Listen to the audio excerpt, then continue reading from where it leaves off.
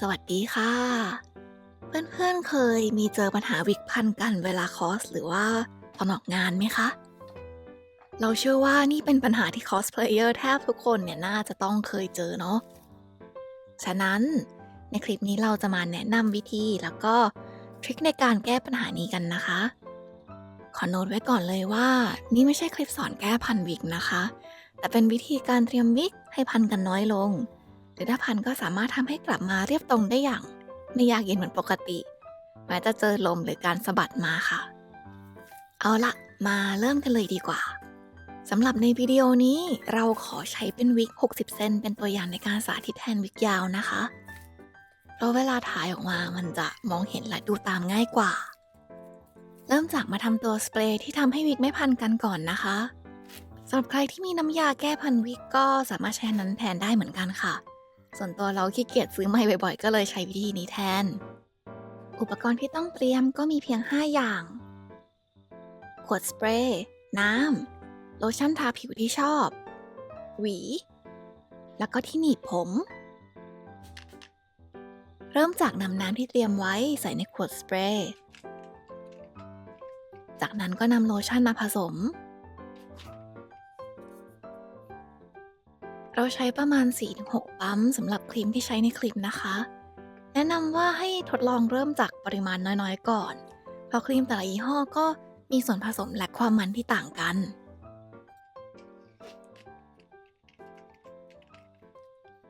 หลังจากนั้นก็เขย่าผสมให้เข้ากันเลยค่ะ อย่าให้เหลือเศษหรือตะกอนครีมนะคะเขย่าไปจนกว่าจะเข้ากันเลย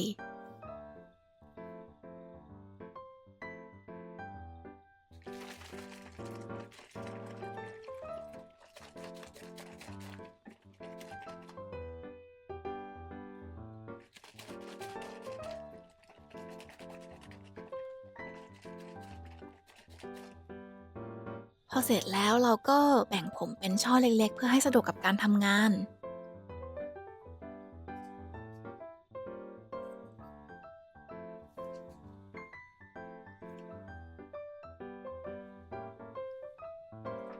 พรมสเปรย์ที่เราเตรียมไว้เมื่อสักครู่ให้ทั่ว ส่วนตัวเราจะเว้นช่วงบนๆไว้เพราะว่าเผื่อเสร็จค่ะ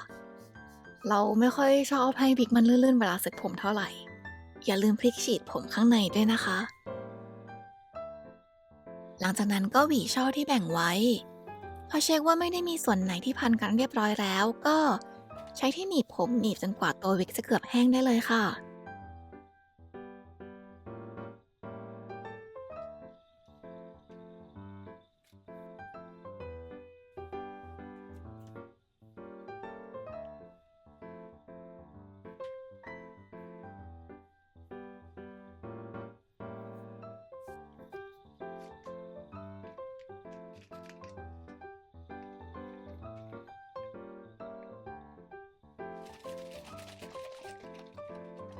พอช่อแรกเสร็จก็ขึ้นช่อใหม่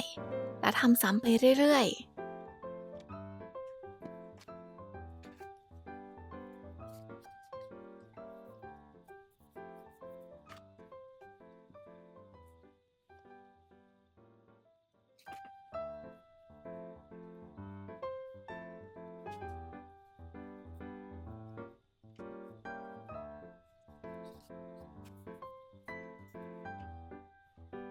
เวลาหนีบออกมาช่วงแรกๆอะค่ะตัววิกจะออกมาเป็นแผ่นประมาณนี้ แต่พอเกือบแห้งหรือว่าแห้งแล้วก็จะกลับมาเส้นๆเรียงตัวปกติเองค่ะพอลองเปรียบเทียบกันก็จะเห็นเลยว่าฝั่งซ้ายที่เราเพิ่งสเปรย์แล้วก็หนีบไปเนี่ยจะดูมีน้ำหนักแล้วก็เรียงตัวได้เรียบร้อยมากกว่าต่อให้สะบัดก็สานกลับมาง่ายกว่าค่ะ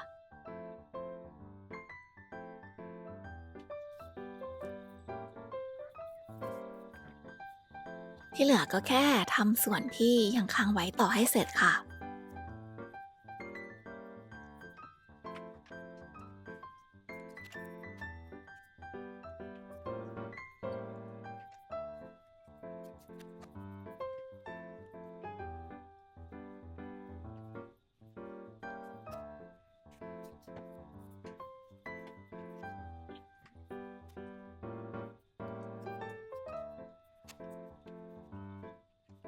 เท่านี้ก็เป็นอันเรียบร้อย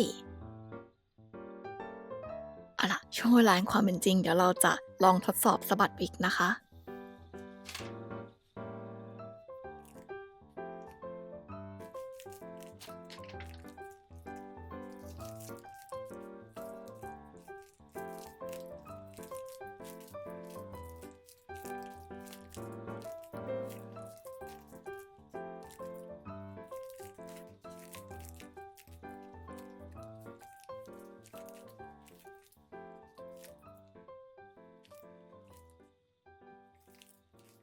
เท่าที่เห็นก็มีพันกันบ้างเล็กน้อย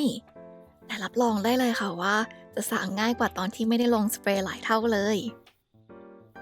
สำหรับคลิปนี้ก็คงประมาณนี้หวังว่าจะเป็นประโยชน์ไม่มากก็น้อยสำหรับใครหลายๆคนนะคะ ส่วนตัวปัจจุบันตอนนี้เราอาศัยอยู่ที่ญี่ปุ่น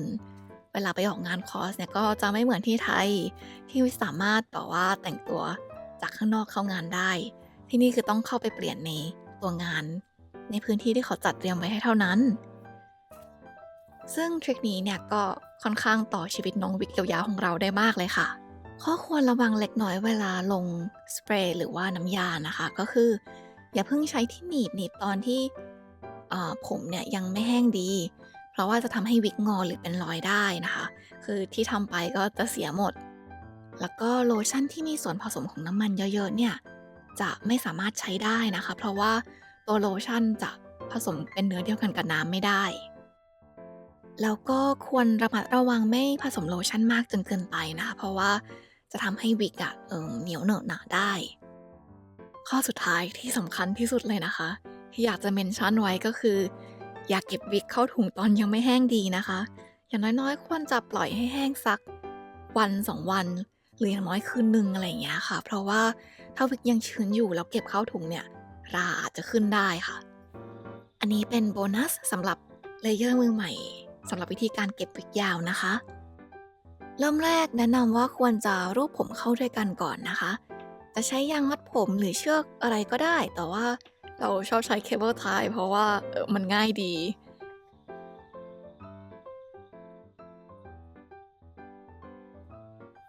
พอดีวิกที่ใช้สาธิตเนี่ยเป็นวิกที่ไม่ได้ยาวมากเราจึงขอที่มัดออกก่อนนะคะเอากระดาษที่มากับวิกใส่เข้าไปก่อนจากนั้นก็รวบและบิดผมเป็นวงแล้วใส่ไปที่ส่วนหัวตอนทำจริงๆแนะนำให้หาที่วางนะคะอันนี้ทำกลางอากาศท่ามันก็จะแปลกๆหน่อยหลังจากนั้นก็ใช้เน็ตคลุมวิกคลุมค่ะ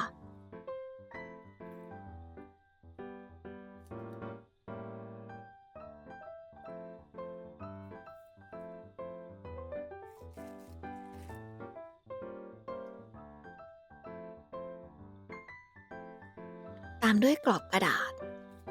และนำใส่ถุงก็เป็นอันเรียบร้อย